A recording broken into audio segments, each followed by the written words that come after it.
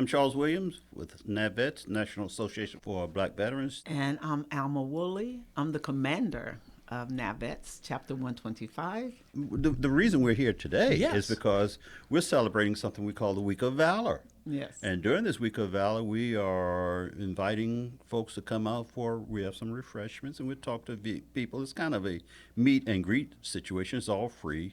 And if veterans or spouses or family members just want to come and just get a little bit of general information, we're here. Yesterday we were at Trimble County Library. Today we're here at Gallatin, glorious Gallatin.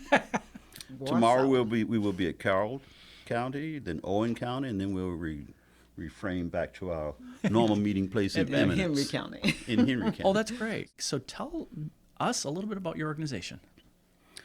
Well, the National Association for Black Veterans was established back in 1969 when black veterans who were returning from service were unable to get access to the same benefits that their fellow counterpart, white veterans, were getting.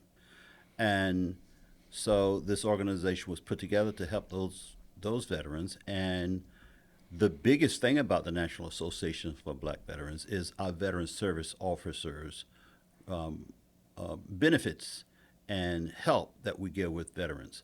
So a little bit of the history, we started strictly as black veterans, but over the years, things have changed and we serve all veterans. So I'm not going to get too much into that. Alma, if you want to add a little bit to that, you can, please. Okay. In 2017, Chapter 125, which is we serve 7 counties, with Gallatin being one of them. And so we have Odom, we have Owen, we have Henry, Shelby, Trimble, and what's the other one, Charles?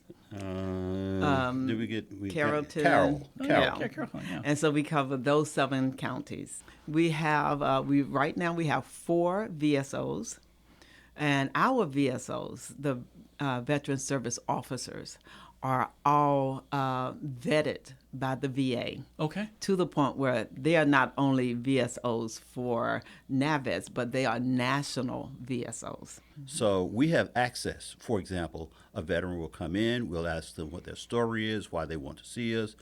Usually a veteran will come to see us when they're concerned about getting benefits or that they may believe they earn or whatever the case may be. We get a little overview of the story, then we have them fill out what's called a 2122. I'm not going to get into those forms now. It's kind of a power of attorney. It gives us limited access to VA benefits only, nothing that gets into any other part of their life in the military. So now which is different than other veterans organizations, we have access to the same screen that the VA that rates the veterans has. So even though don't have the ability to give a veteran their rating, we have the ability to look at the screen, look at the history of the military history of that veteran, and determine, based on their service, based on their assignments, based on age, and a lot of other factors, where their best opportunity is to get benefits for an injury or an illness. And speaking of that, All right. while we're here, we're really happy because we've been in this new office for probably going on a couple of months now. Okay. Yeah. We're in the physical court building in downtown LaGrange. Oh, okay. On the 3rd floor, we have an office, and the office hours are Monday through Thursday from 10 a.m. till 2 p.m. We have walk-ins all of the time. Yeah. And on Friday, it's kind of an administrative day because then we're putting together all of the stuff from the week. And we're doing faxing, we're doing PDF files to and from the Veterans Administration to try and get these veterans their benefits. Yeah. So those are the things that we at Chapter 125 with NABVETS are doing right now. So what are some issues that you all are seeing right now with veterans? I mean, what is I don't mean the hot button issue, but what's kind of right now in the forefront? Well, one of the things that we find is that we have so many veterans who have not even looked into trying to get their benefits. They didn't know that they could still get them even years afterwards. Many of them are suffering with things that they received while on active duty, but perhaps after they left active duty, they just did not go back to try to figure anything else out. So one of the big things that we see is that we have veterans who have issues that they should be compensated for, but they didn't know that there were people in place, such as VSOs, Right. who could help them with that. And a lot of that has to do with frustrations they faced during the military, and then they may have tried once or twice for a benefit they believe they have earned or they feel they have earned.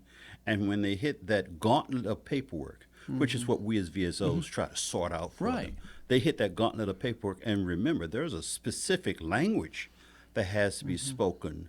The veteran can tell us about their pain, but if they don't speak that pain in the terms of the codes and what's exactly the VA is looking for, they can get denied. Well, and it makes sense too what you just said, because you went through 3 years of training. So like, how would someone walk in with their one time, and get it right? I And mean, trust, and trust me, I still have to go back to the books. Unfortunately, Yeah. I'm training at the foot of someone who has been doing this for like 20 years or so, Right. 17 to 20 years. And she just whips off the name of a form. Yeah. Oh, Charles, well, in that case, because that happened, go to form 22-4138 or go to this form 99. She off the top of her head, and it blows my mind. And all the time I'm saying to her, Kathleen, please. I'm new at this. I'm trying to learn. And she laughs, but we work our way through it. well, and plus they're changing all the time too. So I mean, what you know today, Oh, by tomorrow. and here's a tricky quick one for you. Of the forms, and there are lots of forms, if a veteran has filled out a form where the date at the bottom of that form, I'll just throw out a number, 2122, and at the bottom of that form is 1965. And then it changes again in 2000. And again, if we send in a form, even though there's the same information on it, if that form is not the latest form, it's kicked out. Those are some of the frustrations that veterans come up with. And one other thing that we're finding that is a major deal in Alma, you, Commander, you can do better at this than me, is we're finding that female veterans are really not stepping, well, there's better activity in the female veteran community now, but they really aren't stepping forward and grabbing their piece of the pie. It's a terrible term, but yeah. And I think, well, first of all, the language and the understanding of what a veteran is, who is a veteran. I think that a lot of people don't understand, even people who have been in the military, they don't understand that you are a veteran.